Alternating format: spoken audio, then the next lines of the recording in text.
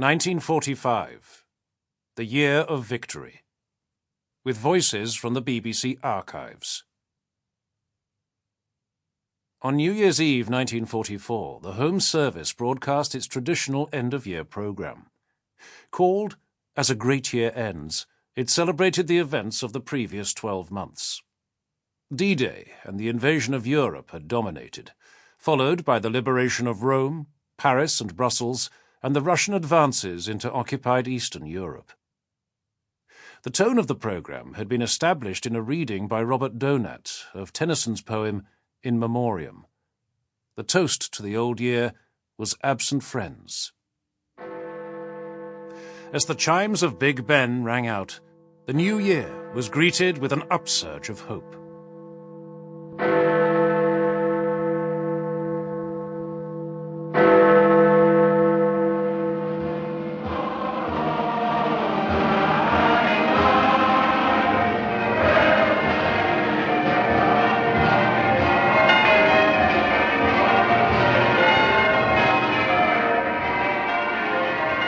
And now, ladies and gentlemen, raise your glasses again, and this time to the new year, 1945, and its most glorious promise, which, with God's help, we who are left will do our best to fulfill.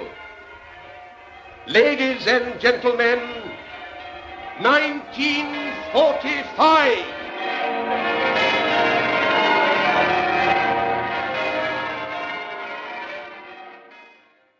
For most people, the narrative of the war was provided by newspapers, by the cinema newsreels, and perhaps, most of all, by the BBC and its many radio war correspondents.